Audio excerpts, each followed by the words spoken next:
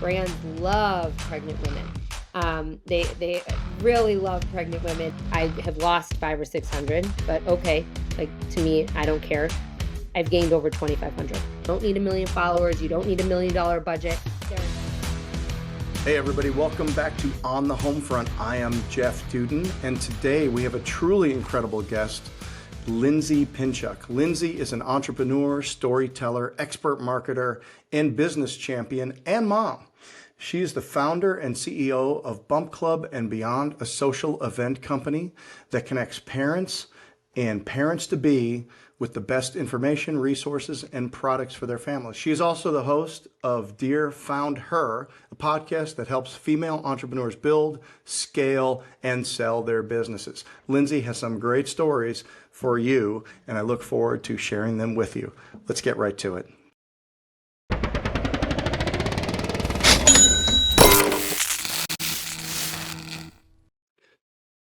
Lindsey, how you doing?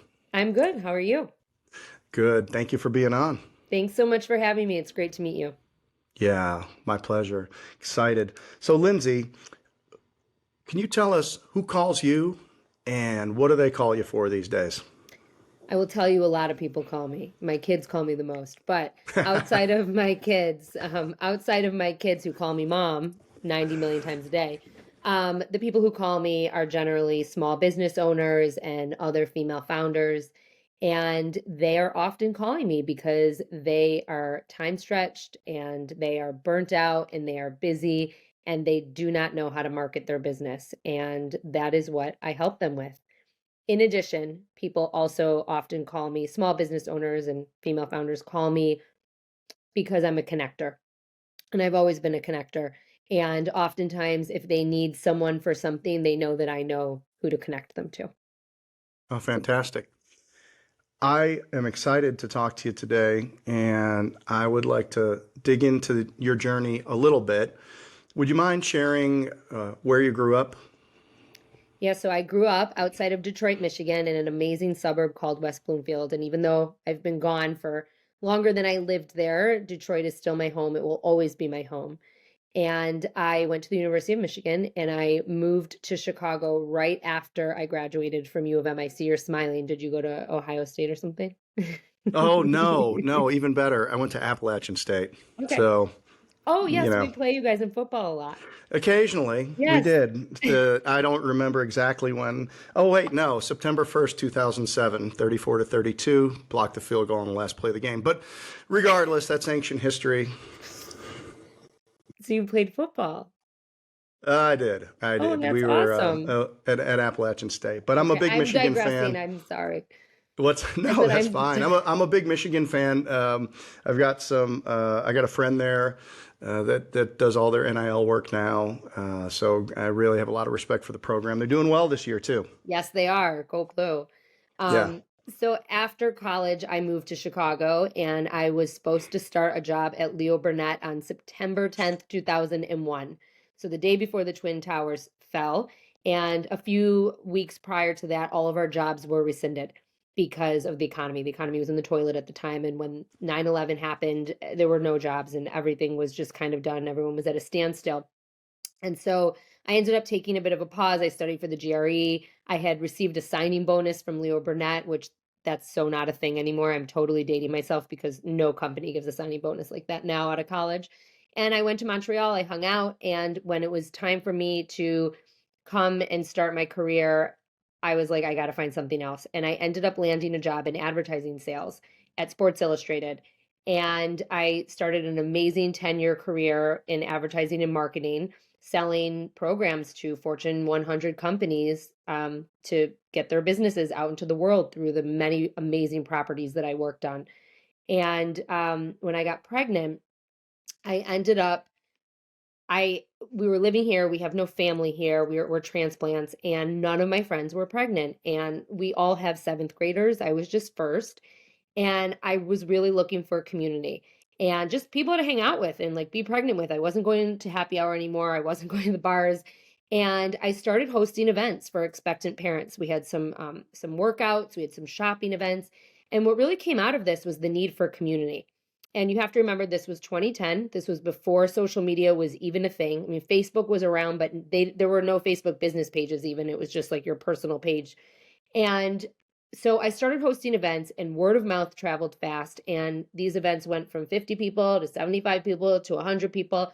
And given my background in advertising and marketing, I started reaching out to brands. Brands love pregnant women. They really love pregnant women, and they have a very short window of opportunity with them.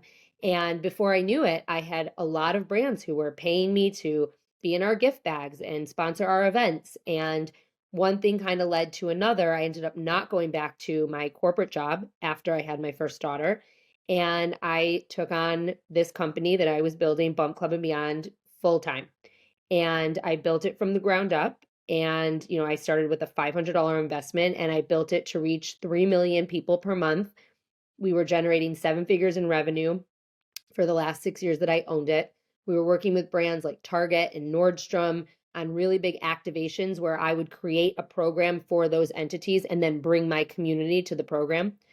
And essentially, I ended up selling my company in 2019 to a large agency holding company outside of Orange County who wanted my brand for my relationship with Target. They were trying to work with Target in the baby space, and I was preventing them from doing so. And so they ended up buying me. And I ended up working there for a couple of years. It really was awful. And I have no problem saying that, but it was really awful going back to corporate America. It was, there were a lot of things about my deal that didn't pan out the way that they should have. And about 2.5 years in, I realized it wasn't mine anymore. I asked myself, why am I working to make someone else money? I had a lot of brands calling me, asking me to do large and small scale marketing projects for them at a much higher rate than I was being paid by this corporation.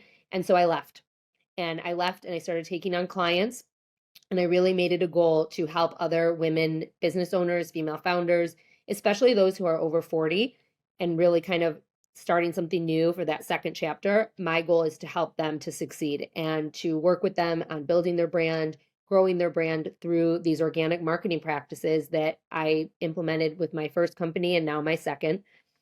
And also I started a podcast. So my podcast is called Dear Found Her, and that is it's a part of my community. It's a part of my new company. It really is the backbone of everything that I do. It's my number one marketing vehicle for my services and my classes and some upcoming projects that I have going on. And that's what I do. So that's my story. I mean, that was a really long story. I'm not that old, but that was a really long Well, story. it's exciting. So I'm interested, why, other than the obvious, why do brands want to connect with people that are pregnant?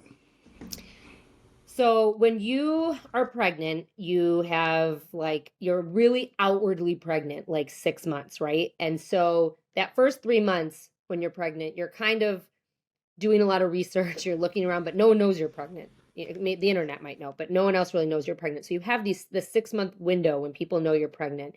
And there are so many choices to be made. There are so many different strollers and car seats and products and foods. And there's just so many things that come along with pregnancy. And everyone wants what's best for themselves because that's what's best for their baby, Hmm. obviously. And there's a lot of choices. And so when I started this company, a big thing was that I put my face on it. And I said, we don't take, and we didn't take money from any brands that me and my team wouldn't have used ourselves. It was a very trusting environment. Usually I would use a product and then they would want to work with us. It wasn't like they were paying me to use the product and then, it was very different than what goes on now with influencers. But Hmm. expectant moms have a huge, huge, huge they control a lot of spending and they make a lot of decisions. And when you get in with them with like a diaper or a wipe or a cream early on, usually they're using it for that whole first baby, when they have a second baby, maybe a third baby. So it's really important to reach them when they're newly pregnant. Yeah, it's almost like a brand new customer or even a customer and a half, right? Because Ye- you've got the mom customer, and then at some point you've got a baby or two, and they're a new customer for all new types of products and services. So basically, you would give them an avenue to catch these people early to create a relationship with these people, and then hopefully to be able to make a buying behavior with Yes. them. And they did. So Bump Club and beyond, what were the channels that you used for your membership and to build your community? Yeah. So when I first started, it was events. We did events. And Okay. honestly, I will say that even today, and I can get into this in a minute, events are so important for connection and building that in-person trust. But we were an events-based company first. Like I said, there was no social media, so I would write things on our blog, we would send out emails, and then as social media started becoming a thing, we started working social media into our marketing mix. Facebook first, then Instagram, Mm. Twitter, Pinterest. I left kind of before the big TikTok boom, so I never really had to deal with that with with Bump Club. But social media obviously was a very big part.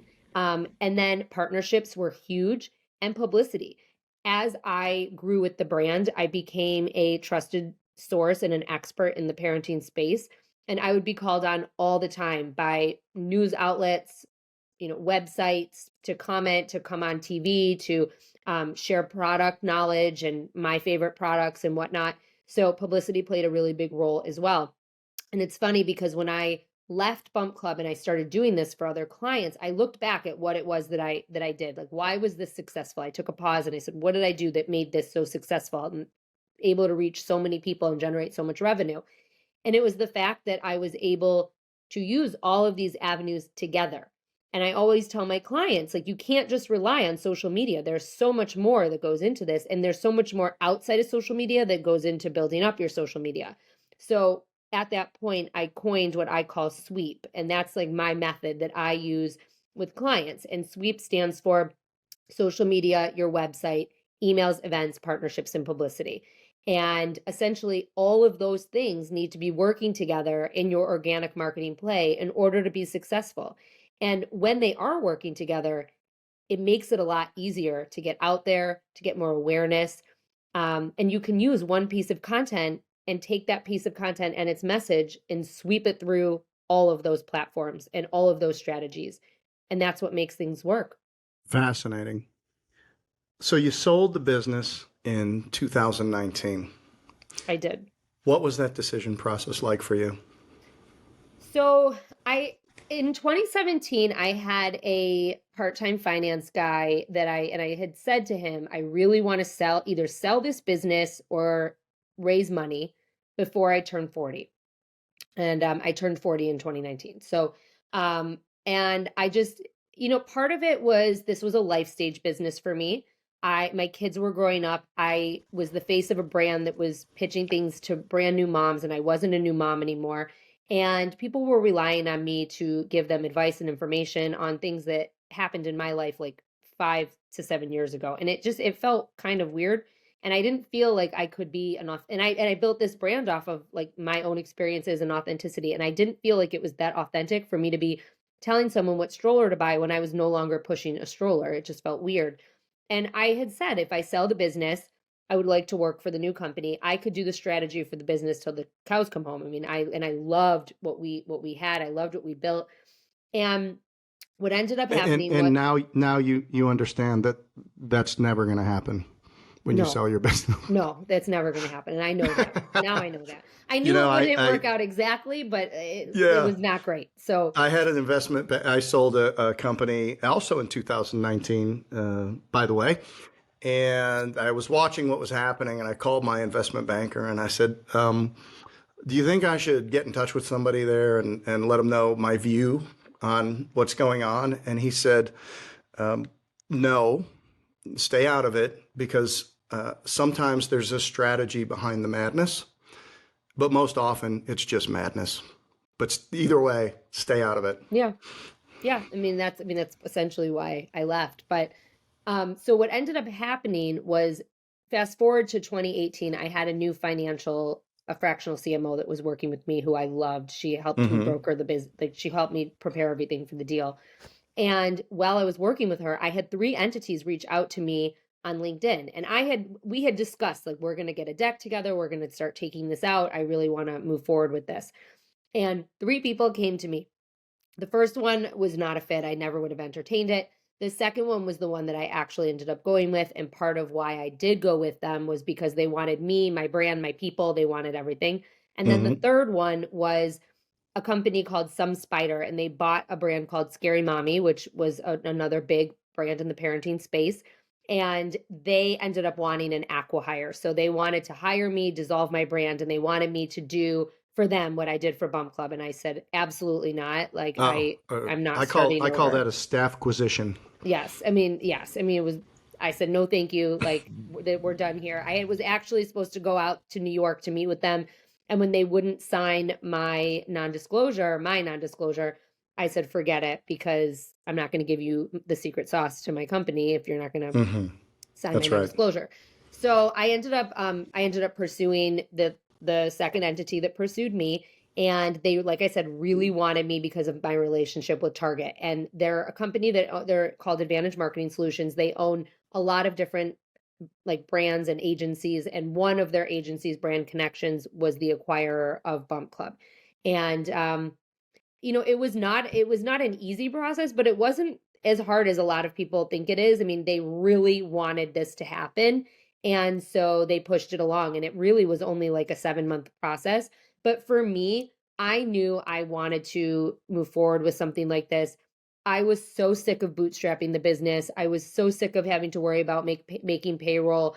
I didn't want to work like that anymore, and I just really, they promised me rocket fuel to make Bump Club a household name. And that's what I really wanted. And I just felt like I had to take the chance. Now, even though it didn't turn out the way I wanted it to, I do not regret selling this business. You have to think of the time frame that I sold it in. I sold it in 2019. And in 2020, when COVID hit, all of my competitors went out of business. I ended up turning Bump Club, I was still there, and I ended up turning it into an online events company. And within literally 3 days of COVID, we were hosting events online. We were the very first company to do so in the parenting space. And so, I do not regret making that sale, because I would have gone out of business and gotten nothing for my company. And, things happen for a reason. Hindsight's 2020. This was an amazing experience. It allowed me to learn so much and to be where I am now because of what I went through. I'm associated with some trade show businesses, and they also, in COVID, did an online show with rooms where people could go into and talk to the various vendors. Didn't work that well.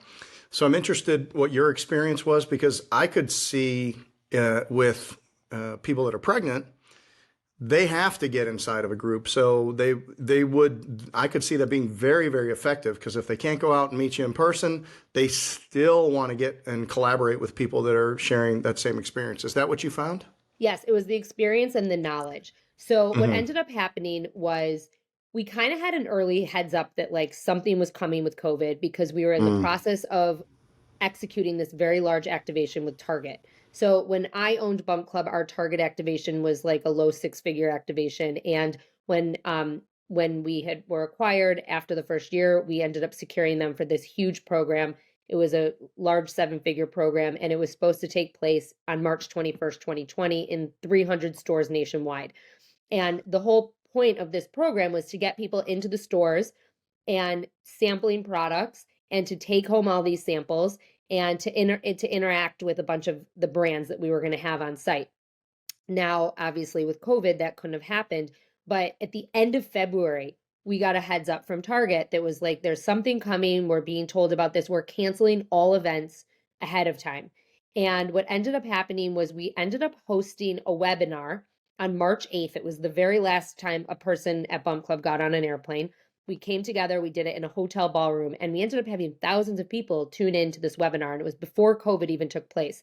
And then what ended up happening was all of these brands that were participating, we ended up hosting Facebook Lives with them all throughout the months of March, April, and May. And we would get on with their representatives. We would talk about the category. We'd talk about the product. We'd give advice. We'd do a lot of giveaways. And we ended up all these gift bags that were supposed to be given out at the 300 stores. We ended up shipping them. We shipped like 10,000 gift bags out from our fulfillment center. It ended up being a wild success. I mean, we had millions of people watching us on Facebook. This was, again, like we started it before everything really got crazy. And we ended up from there hosting music classes for parents and kids and workout classes for parents and kids. And just all of our events that we did in person, all of our talks and our seminars, we turned into webinars. And we ended up creating a really robust online community filled with the same information you would have gotten in person from one of our events, and we did it online.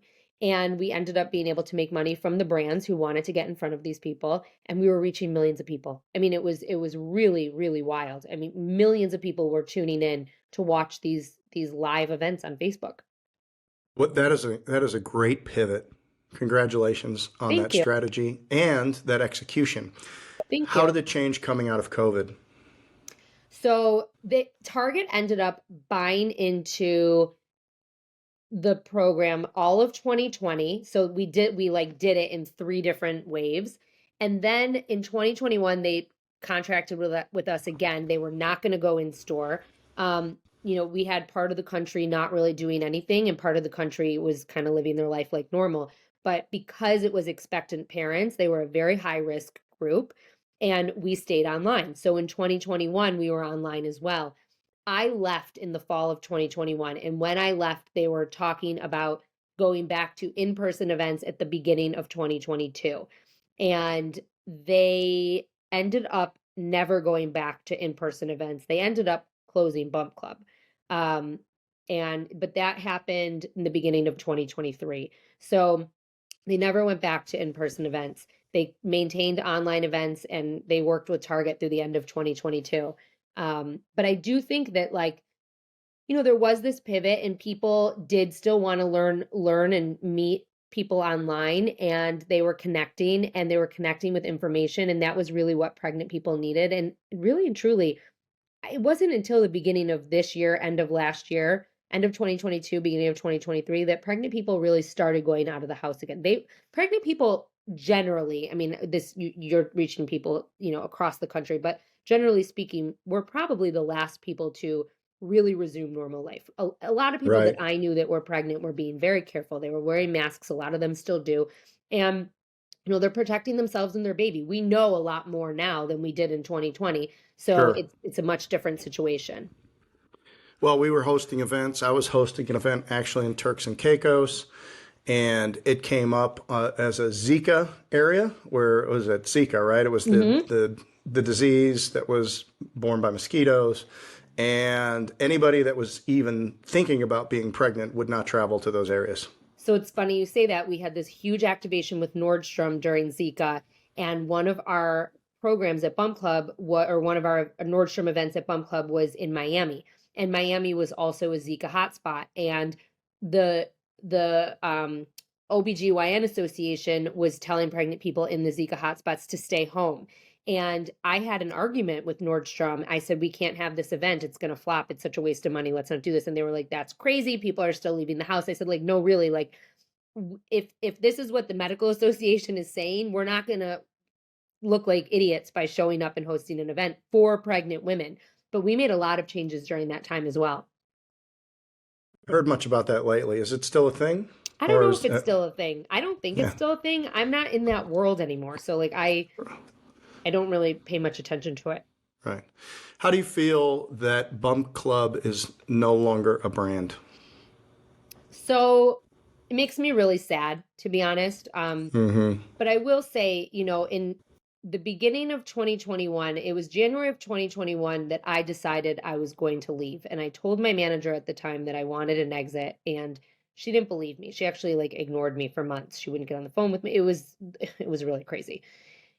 And by the time I finally said to her, I said, okay, my last day is July 23rd. So either you work something out with me or I'm taking the keys to the kingdom, because a lot of stuff was still in my head. I mean, I actually was at the time the only one who knew the Instagram password. So, and I mean, like it was just like a lot of ridiculousness. And so during that process, and there was a lot of legal back and forth and a lot of discussion, it was really taxing. It was like I had lost like 10 pounds. I wasn't eating, I wasn't sleeping. I just wanted a fair exit. I wanted to be able to leave and not disappoint my team and not disappoint my community that relied on me.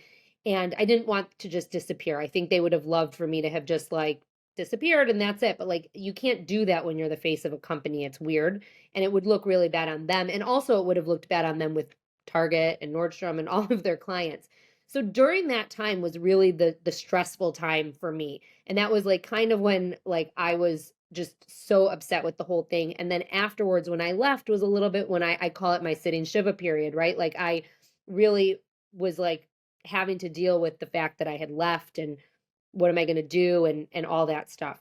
Now, when they finally got rid of the brand in the beginning of 2023, it happened kind of oddly too. In a matter of 2 days, two of my really close work colleagues had said to me, well, they laid off everyone in the beginning of 2023, and we helped my last colleague get a job at an amazing company within the space. And she and another colleague of mine reached out to me within like 24 hours of each other and said, do you know that the Bump Club stuff is gone? And it was really like one of them went online to like grab a picture or grab a logo or something from the website. And that's how we found out that it was gone. And, it was sad. It's like an end of an era. And I just think it was so mishandled because to them it was nothing. You have these big corporate behemoths, they could give a shit about anyone or anything. But like this was my livelihood. And it was a brand that I built. And I made a post about this and I said, it doesn't matter that it's not there. Like the millions of memories that we made with so many people and the friendships and the relationships and the connections, like Bump Club will always be a part of this generation of parents. And I'm so proud of it. The one thing that is so annoying is that there's no footprint of it anywhere. Like, I mean, you can Google it and there's press releases and news articles and TV shows, but there's no website, there's no social media. And it's kind of a waste. Like, I can't believe that anyone would get rid of like an Instagram account that had 75, 85,000 people or a Facebook account that had 200,000 people. Like that's such a waste to just get rid of. And that's kind of just what made me sad is that they didn't sell it off. They didn't do something with it. And it just was gone one day. Looking back on the entire experience, would you have played your hand any differently? I think the one thing that I would have done was I would have shopped around the business a little more and maybe looked to see if there were other people who were interested. Now, had I done that, I might have missed my window of opportunity and I might have never been able to sell the business before COVID. So I don't know. It's really hard to say, right? Like the timing was right. The world we were living in was crazy and upside down. That would have been the one thing. And I think and the other thing that I would have done differently is I really felt like they rushed me. They really rushed me. And the woman who sold Scary Mommy, actually, Jill Smokler, I had her on my podcast. And the one thing that she said to me in terms of advice, and I always give this to people who are selling their business, is that if someone wants you, the ball's in your court and you need to take your time. And I felt really rushed by it. And I felt like there was a sense of urgency. And I wish I would have slowed down a little bit. I think I could have gotten a couple of different things in my favor had I done that. And I don't know. But again, hindsight's 2020. I do not regret it though. Yeah, there's a great book called How to Sell Your Business for an Unreasonable Price or something like that. And there's four, run a competitive process, have a competitive advantage, hire a qualified investment banker, and then keep your mouth shut as a founder. Like those are the four things that I remember from that.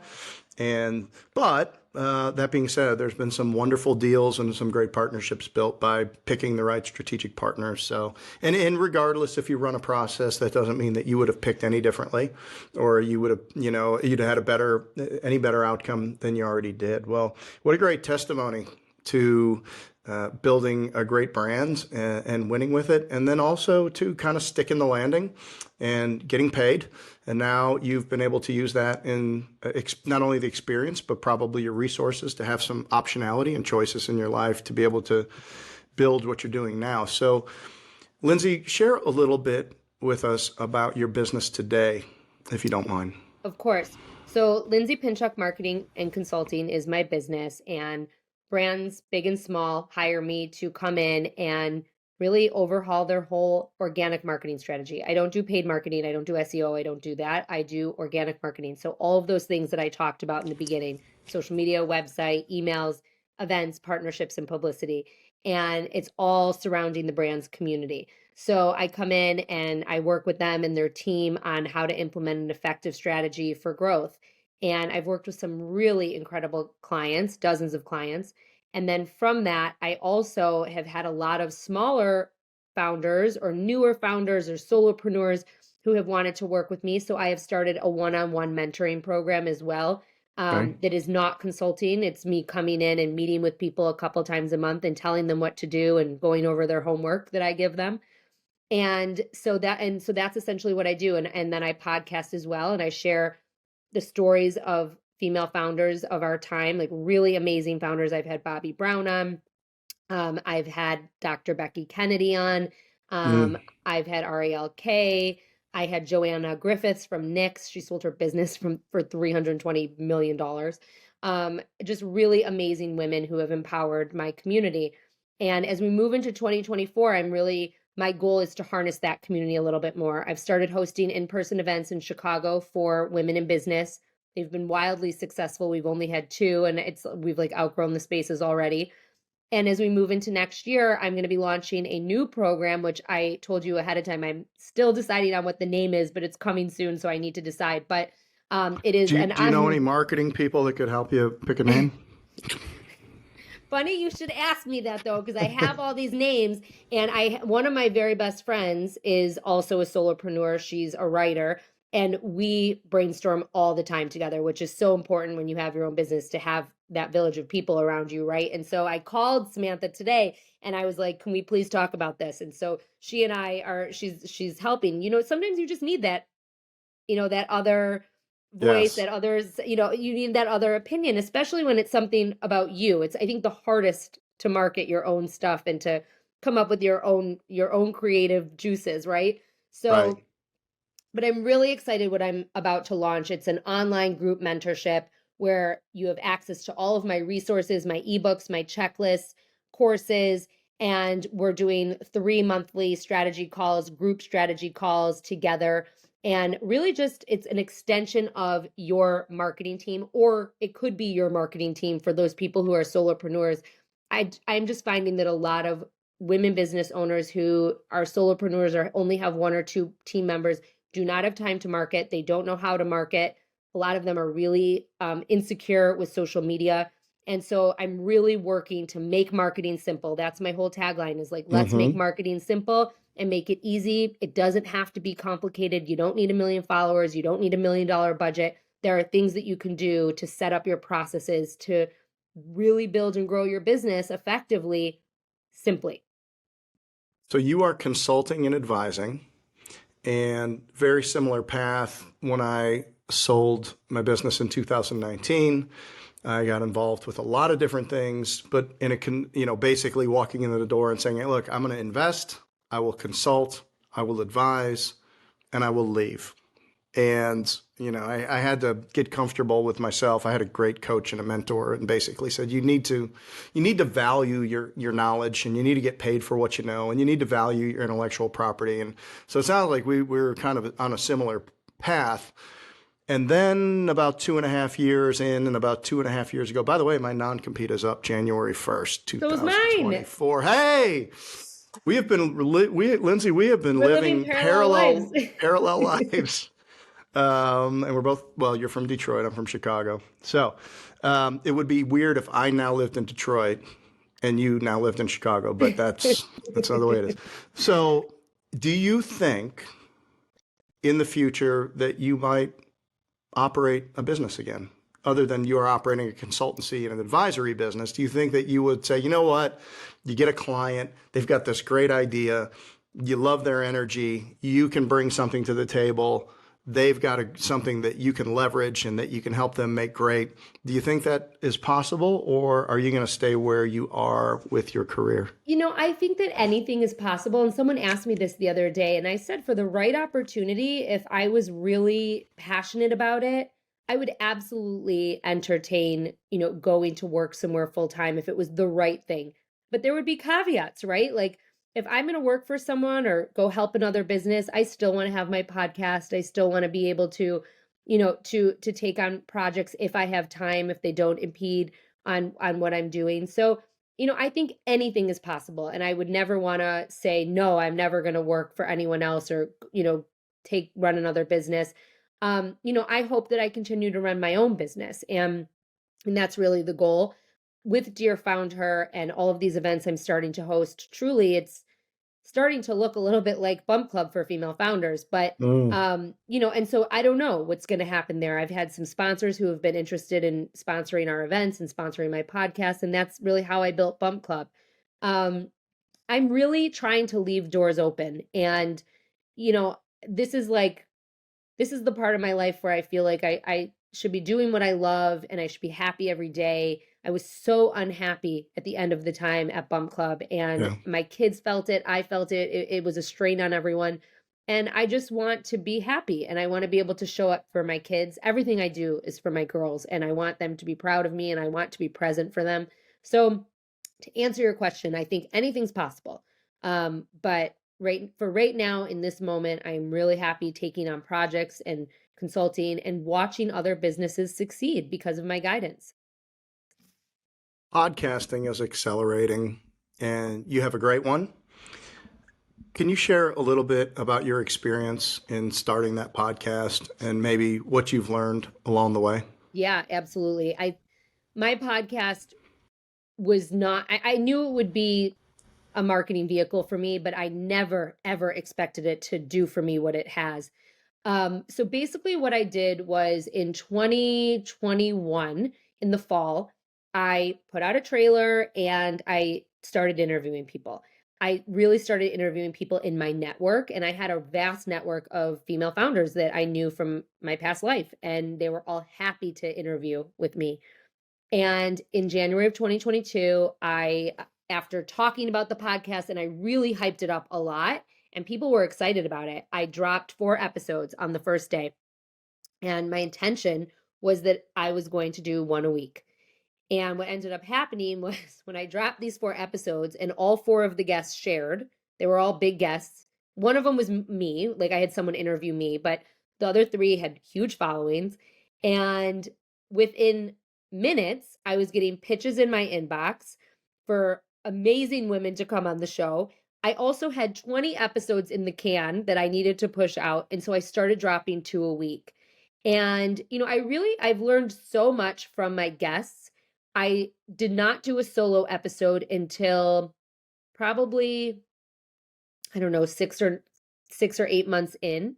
But what I have found is that it's very similar to Bump Club, showing up as myself, sharing my experiences, just like you have in this conversation with me, has really let people into my knowledge and my experience and my life. And people trust me and they know that what they see is what they get, and they show up every week for me. My guests have hired me. I've had many of my guests hire Yeah. me. I've had many guests refer me to other female founders. A lot of these women have, so many people in their network as well. And then I've had listeners who have hired me for mentorship and who have taken my classes. And it really happened very naturally. I think similar to Bump Club, it wasn't forced. It was like I built the community and I built my trust and authority. And now I'm starting to put products out and people are naturally buying them because they trust me and they know that I am who I am when I show up. The podcast journey does not have to be a difficult one. I think a lot of people overcomplicate it, and it all you need is a mic and a computer and someone to help you. And there are plenty of people out there who you can hire that will not break the bank. And it's a really great medium to get into people's ears and to really target your community and who it is that you want to reach and talk to them. And I don't know. I wanted to be a journalist before I was anything.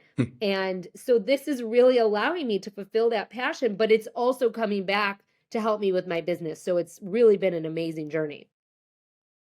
What an advantage for you to have this community marketing mind, because you naturally, I would think, create the content that is going to be tailored and navigated towards the community that you're looking for.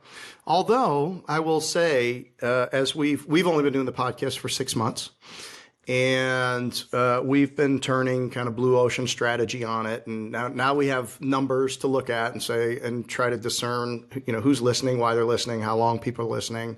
We're making tweaks about the intro, and trying to make sure that we're using best of class standards and practices like that. And then we're trying to figure out like where we go from here with it. So we're really in a heavy learning phase of it, but we're shocked.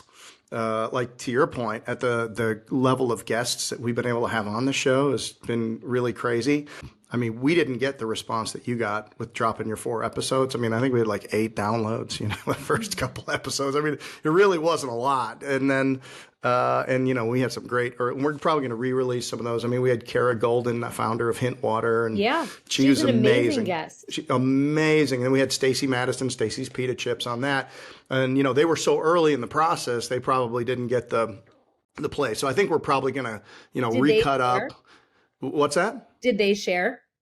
Yeah, they did. And, okay. And their networks helped with it. Yeah. But now we have across multiple platforms, we've got a lot going on. I mean, we're in top, we vacillate between like top 36 and 40 on Apple podcasts. That's awesome. For entrepreneurship. And we're doing much better on YouTube, and we're figuring it out on TikTok. So, but it is a, when you really get down, like any business, you get down to the fine tuning of it. You go from, considering 8 or 10 variables down to, now there's 100 little things that matter, whether it be the thumbnail or, the intro, how long does it take? We just had a little kind of 3-second intro made to try to create a connection between, this is on the Homefront podcast coming at you. They see it, they hear a little noise and something, and then, they'll give us 10 seconds to see if we can get their attention or whatever. So it's fascinating. It's been a really interesting journey, and I will agree with you that it's a very, very powerful, medium. Now, yours, I've listened to a couple of the episodes, but I don't know how similar they all are. But, we're a franchise business. Right. And we're, so there's a whole franchise ecosystem, but we've only had, by count of our 40 episodes, only 4 have been franchising related people to it, because our position was we wanted to build a broader audience.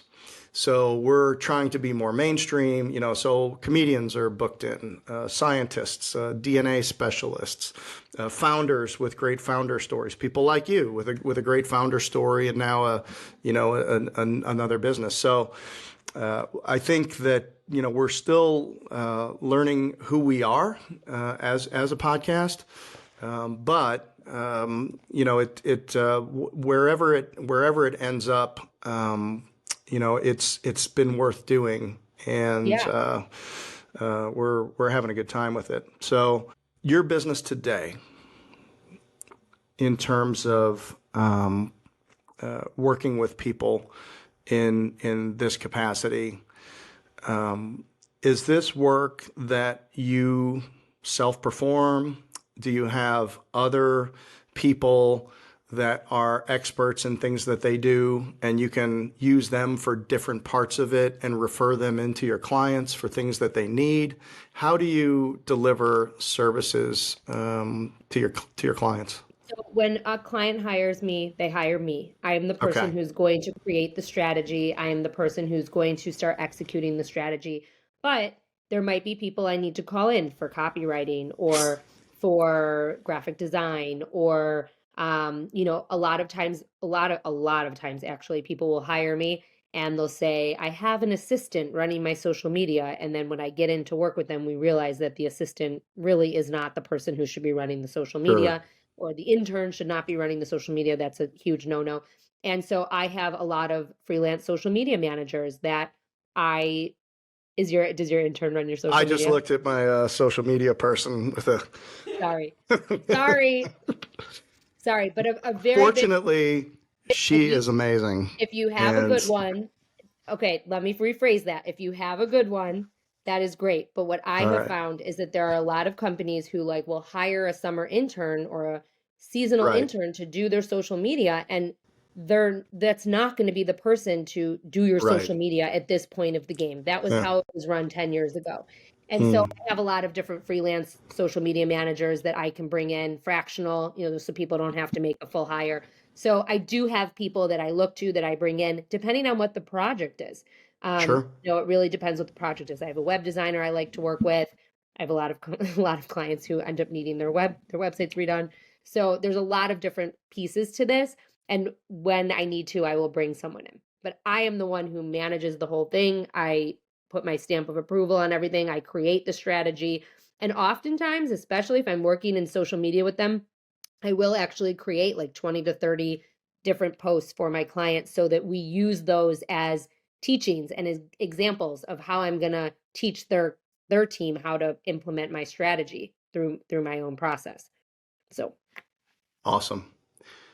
Of all your female founder guests on the podcast, is there anybody that comes to mind that has been particularly inspiring for you?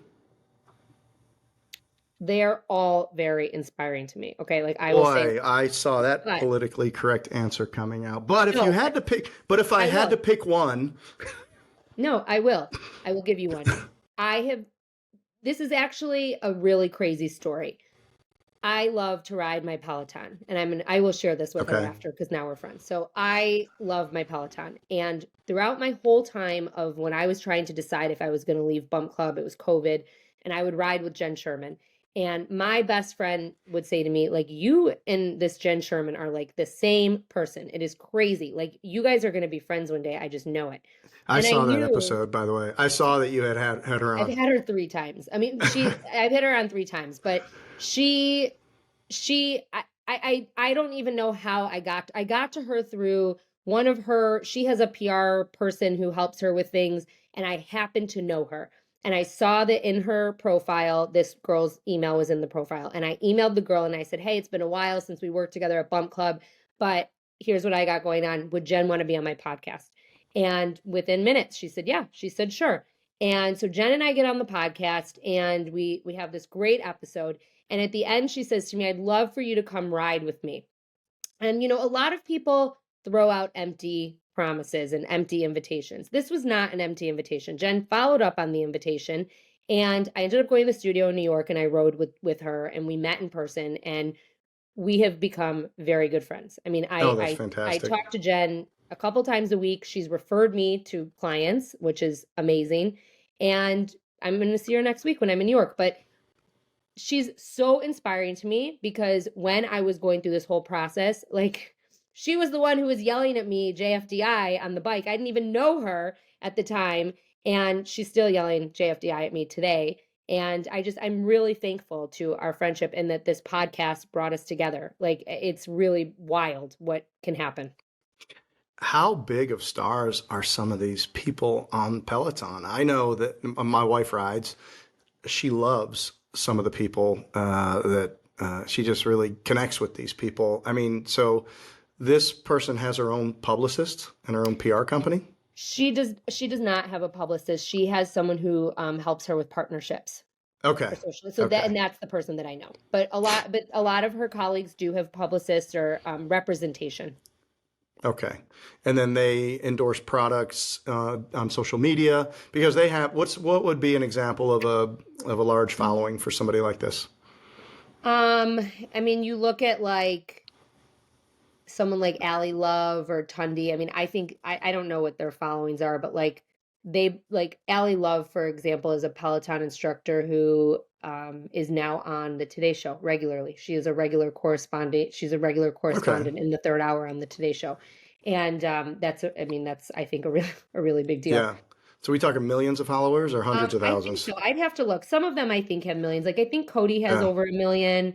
It's funny because I'm not like super, super ingrained in the Peloton community. I love my Sure. Peloton and Jen and I have become friends, but like Yeah. I'm not like there are people who are like live and die for Peloton, and that's not really me. I actually don't love to work out. It's a struggle for me to Yeah. get to work out. It's I mean, to me, it's just amazing, and we just had our first conference for Homefront brands. It was called Homecoming. There were 260 people there. It was an amazing experience. Probably it was the best vibe of any conference that I've ever experienced. I'm very excited about it. And one of the things we talked about is building an audience and all of the different ways that we're going to build an audience for this brand. I mean, we rolled out a partnership with Carson Scholars, Ben Carson, Candy Carson's charity, where we're going to be building reading rooms in schools across the country.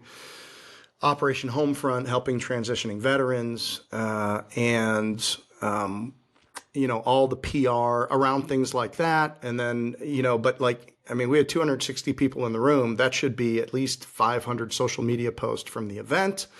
We do a lot of interviews and articles. We're doing podcasting, encouraging our franchisees to get on podcasts in their local towns and communities.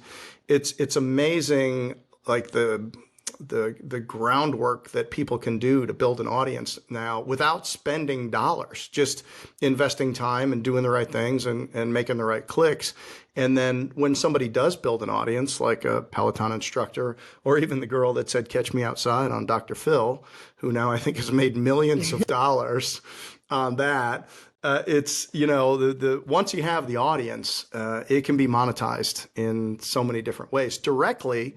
But even more so, if you have a product or a service that is not, I'm not a social media influence where you're going to pay me to post something, but you get a following and you get an audience, but then you have another business that you're directing people's attention to. It's fascinating, and it's really interesting how almost anyone can take a stab at it. 100%. And one of the things that I want to say about that is there's one word that I would have you change if I had you change a word, and it's the word audience, because I don't look at my audience as an audience. I look at them as a community, and that's actually what I teach. And a community is different than an audience. An audience consumes. Like when you're in an audience at a movie, you're watching, you're not interacting. When you're in an audience at a play, you're watching, you're not interacting. But when you are marketing to a community, it's a two-way street. And once you have a community surrounding your brand, you can start asking them to do things for you. So all those things that you were just mentioning, you can start asking them to share your podcast episodes. You can ask them for their opinions on things. You can ask them for testimonials. You can ask them for their email address in exchange for a discount or a deal. So that is like really the backbone of everything I teach. It's really in the messaging and how you look at the people who follow you as a community, and you don't just get on and post things, but you really engage with them and you converse with them and you leave them voice notes and you really get to know them, and then they start to trust you. And then you have this community surrounding your brand. So it's interesting. I was brought in by a franchise last October, this amazing franchise called the Tutu School. They have 90 locations. They're kids ballet studios. And they brought me into their summit, and I taught a workshop on how to do that. And then I continued it online with about 15 of them afterwards. I created a special workshop just for them. And I taught them how to market their business. But it really is like looking at the people who follow you as a community. The difference between audience and community is subtle but significant. And when I gladly put in my contact information, email, whatever it is, it's somebody that I'm excited to do it because I've gotten something from them. They've 100%. Given something for free. It's made a difference in my life, and I gladly give them my information and have them send me stuff. Where other times, if I'm not connected in that way, I won't put my information in at all. I'm just not interested in doing it. So that's important. That's very insightful. Thank you for sharing that. Of course. Yeah, absolutely. Well, what is next for you? Is there anything more specific that you'd like to share about your upcoming group mentorship program that you're going to be rolling out online? Yeah, so it's rolling out the week of Thanksgiving. So that's okay. Which it's like all built. I just am trying to, like I said, figure out the name for it. Yeah, I mean, honestly, I think that anyone who needs help with marketing, it's really for small business owners who have lean teams and no time. They will have this group to look at as an extension of their team. And essentially you can keep it open all day long. You can ask questions of each other, of me. and really have a lot of access to great resources to make marketing simple. And that's really just what I want. I mean, I want people to understand exactly what you just said, that there are, yes, so many different ways that you can put the boots on the ground, but it's really just building the process and following the process and having the right tools in place and following them and having a little support along the way. And that's what my group mentorship is going to be giving to the members. And it's a monthly membership model? It's a monthly membership model. You could also pay annually. And I'm going to be allowing a few lifetime members in the beginning that will also get one-on-one mentorship with me throughout the first year. Okay, what time's that drop? Because I'm going to make sure we get that. It drops on November 20th. Do I have to stay up all night, like 12:01 a.m.? No, but thank you. That's a really nice compliment. I appreciate it. I'd love to be in it. And we have different levels of membership, or is it a one membership gets it all? You know, as of right now, I'm going to do a founding membership. It's going to be the lowest price I'm ever going to offer. And after the first week, it's going to go up. So I did a survey last week, and it was really, you know, I love to survey. I love asking people questions and using that information. And I've been surveying since my very first event at Bump Club. And what I found in this last survey is I had 90% of the respondents say, I need help now. And which is like very, like, oh my God. And they all basically said I would pay a monthly fee to be in a mentorship with you to do this. Yeah. I mean, it was like over 70% said yes. So, you know, I definitely think there's a market for it. And for right now, I'm just going to keep it easy. Like, you know, I'm not like, I'm a big believer in putting it out there into the world, and it might not be perfect at first. So we're going to keep it simple, one membership, and maybe later I'll add some levels and add some bells and whistles, and we'll see. But the founding members are always going to get everything because they're going to be the ones that take the chance on me first. Well, Alex Hormozi, build the community, then make the offer. Yeah, absolutely. Lindsey, if you had one sentence to make an impact in someone's life, what might that be? Just be yourself. Just be yourself. Just be yourself. Yeah. And, you know, and I don't know if you're going to want to share this or not, but I've had a really eye-opening experience over the last month. I've never been one to not be myself. I've never been one to not stand up for what I believe in, but over the last month on social media, I really have stood up for myself. I am a Jewish American woman.